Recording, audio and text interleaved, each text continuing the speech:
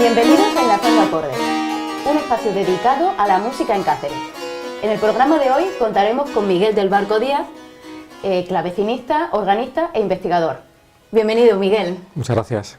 ¿Podrías contarnos cómo te iniciaste en la música? Pues bueno, yo me inicié en parte porque mi padre es músico y bueno, me inicié muy pequeñito, con 6 años aproximadamente, cuando vivíamos todavía en Llerena, en Badajoz. Empecé con clases particulares.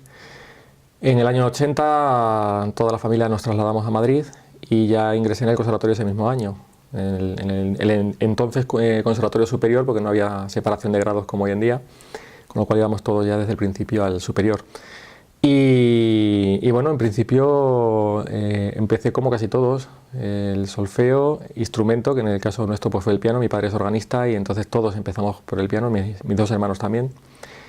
Y yo ya llegué a un momento en que decidí dedicarme a otros instrumentos que no fuera el piano. Empecé a interesarme por los instrumentos más antiguos y empecé a estudiar órgano.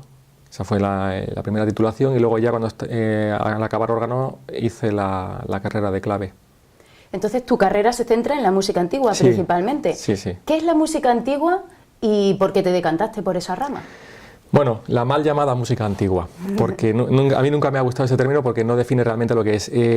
Yo prefiero decir interpretación con criterios históricos, o interpretación histórica de la música, porque de esa manera también llegamos incluso hasta Brahms o hasta Ravel, hasta principios del siglo XX, porque se puede interpretar con criterios históricos toda la música.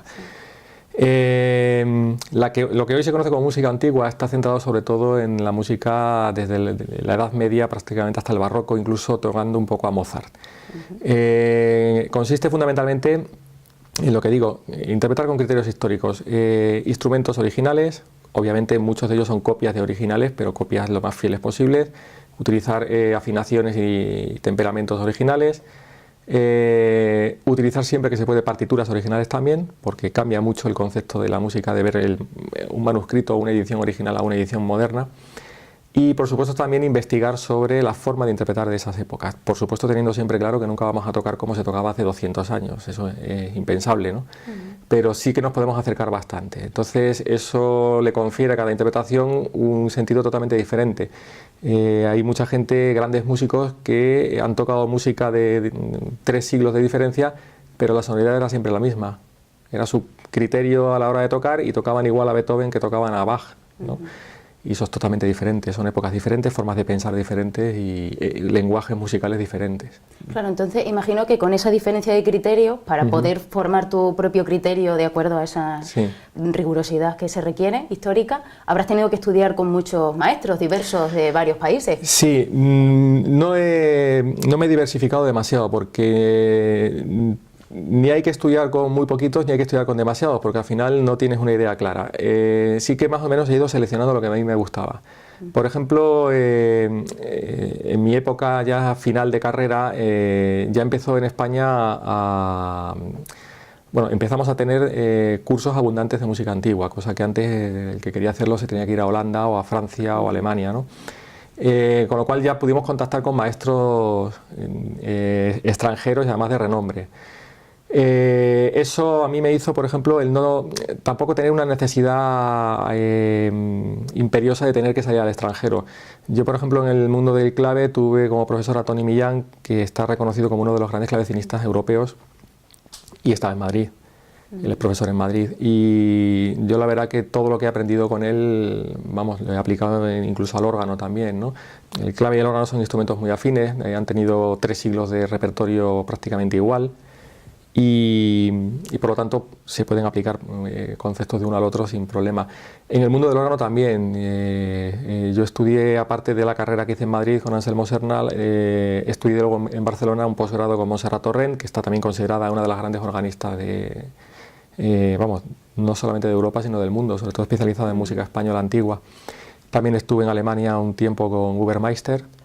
Y luego he conocido a otros organistas, pero ya digo que no he tenido esa necesidad y tampoco he querido diversificarme demasiado, sino bueno, ir mirando un poco lo que más me interesa. ¿Y hay algún consejo de alguno de estos maestros que te haya servido especialmente? Pues hay muchos, por supuesto, son muchos años. Yo con Tony he estado 9 años, con Montserrat estuve 3, pero de forma muy intensa porque eran clases de más de 3 horas de duración y casi dos clases al mes, ¿no? Trasladándome a Barcelona en ese sentido. Entonces ha habido muchos consejos porque todos esos profesores eran también intérpretes, que eso es fundamental. No se puede enseñar si no sales a tocar. Yo tengo esa idea. Hay gente que me lo discute, pero hoy en día, por desgracia, cada vez intentan separar más la docencia de la interpretación, ¿no? Y eso es un error. Y bueno, recuerdo fundamentalmente en Alemania un consejo que me dio, vamos, un elemento que me enseñó Ubermeister, que es la forma de estudiar, ¿no? Que eso es una cosa que se deja siempre muy de lado, pero no, vamos, es crucial para aprovechar el tiempo al máximo. Sobre todo ya en estas épocas en que no tenemos tanto tiempo y el tiempo que nos sentamos a tocar tiene que ser, vamos, lo más riguroso posible. Claro, muy valioso. Además, sí. Además de estudiar con instrumentistas, que son concertistas, además de profesores, también has estudiado danza antigua. Bueno, he hecho cursos, no he estudiado como tal. ¿Qué te aporta a tu labor como instrumentista? Bueno, la aportación es enorme porque el clave, por ejemplo, tiene un repertorio de 2 siglos en los que se toca música de danza. Es música instrumental, obviamente no está pensada para ser bailada, pero que se podría bailar porque respeta totalmente los patrones de la danza. Una suite francesa se compone de una serie de danzas encadenadas y la suite es lo que ha dominado la música francesa en 2 siglos. Claro. Y bueno, no solamente francesa, en Bach también nos encontramos. Entonces, claro, nosotros tenemos un concepto, por ejemplo, en un minué, que es un ritmo ternario, todo el mundo lo interpreta como un vals. Cuando un minué, un bailarín no lo baila jamás de esa manera. Claro. Y claro, hasta que no lo bailas y no ves la coreografía, no te enteras de cómo funciona rítmicamente un minué y cómo tienes que abordarlo. Y en tus numerosos conciertos que has dado tanto a nivel nacional e internacional, ¿cuáles han sido los más importantes para ti? Bueno, importantes, recuerdo dentro de España el primero que di, que tenía yo entonces 17 años, y fue en el Auditorio Manuel de Falla de Granada con un concierto para órgano y orquesta de Haydn. Y, hombre, la ilusión del primer concierto y aparte también tienes una edad en la que no tienes presión ninguna y sales al escenario totalmente relajado y a disfrutar, ¿no? Recuerdo también otro en Madrid, en la Academia de Bellas Artes de San Fernando, en un ciclo de música española para órgano, que toqué una obra de mi padre además, una de las obras más de vanguardia que hizo mi padre. Y además ese fue retransmitido por Radio 2, con lo cual, vamos, fue de cierta responsabilidad. Claro. Pero yo todavía era estudiante de órgano y no tenía tampoco esas presiones que se tienen hoy en día, ¿no? Y luego recuerdo también uno en la Fundación Juan March de Madrid, que fue el debut como clavecinista dentro de un grupo. Hicimos un repertorio sobre los ejercicios musicales de Telemann, que es una serie de sonatas en trío. Y recuerdo además porque fue como un antes y un después para mí, en el sentido de estudiar el acompañamiento, el bajo continuo, porque fue tal el lote de ensayos y de estudio que tuvimos que hacer para sacar eso adelante, que la verdad que, vamos, fue un avance tremendo, ¿no? para todos los del grupo. Claro, y hablando de instrumentos antiguos, realizaste una grabación con gabinete armónico que se titulaba El violín de las damas. ¿Podrías hablarnos un poquito sobre eso? Sí, esa grabación fue a raíz de que uno de los miembros de este grupo se ha ido especializando poco a poco en instrumentos, vamos a decir, extraños o poco habituales, ¿no? Del barroco y del Renacimiento incluso. Y este chico es violonchelista, de hecho es profesor en Madrid, pero también estudió viola da gamba. Es un instrumento que mucha gente confunde con el violonchelo o lo asemeja al violonchelo, no tiene nada que ver, es un instrumento totalmente diferente. Y este violín de las damas es un instrumento que surgió en Francia en el siglo XVIII, que es una viola da gamba pequeñita, toca en la tesitura del violín, y se llama así, o le llamaron así, porque era el instrumento que según la sociedad de la época y las normas sociales era idóneo para las damas, puesto que no adoptaban una postura indecorosa ni nada por el estilo, ¿no? Incluso el propio violín, que aparentemente no tiene ningún problema, o desde el punto de vista social no debería tenerlo, en la Francia del siglo XVIII sí que lo tenía, no estaba bien visto que una mujer tocara el violín. Claro, pero Los hombres entonces no tocarían Sí, ese sí, instrumento. sí tocaban, de hecho... ¿Pero en público o Sí. solo para enseñarles?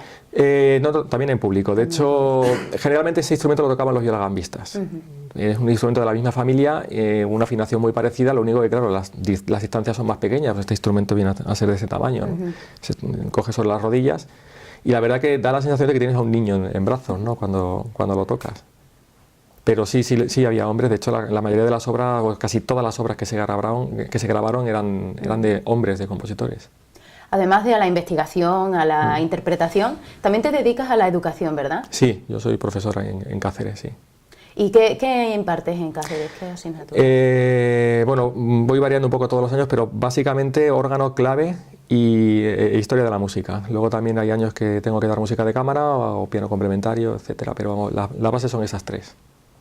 Genial. Sí. Nos has dicho que hoy nos ibas a interpretar un fragmento de la música que sueles estudiar. Sí. ¿Qué nos vas a presentar hoy? Bueno, pues podría tocar, por ejemplo, una chacona de Johann Caspar Kerl, un compositor alemán anterior a Bach, pero bueno, que en su tiempo fue muy conocido, incluso muy reverenciado en la familia de Bach. Y es una obra que hemos grabado hace un mes, en un disco que va a salir dentro de poco, para violín y clave, bueno, bajo continuo. E incluimos dos piezas a solo, una española y otra alemana en este caso. ¿Y sabes cuándo podremos disfrutar de esa grabación? Pues todavía no lo sabemos. Está ya cerca, pero no sabemos todavía la fecha. Bueno, pues mientras podemos disfrutar de la grabación, te tendremos a ti ahora. Muy bien. Muchas gracias. No hay de qué.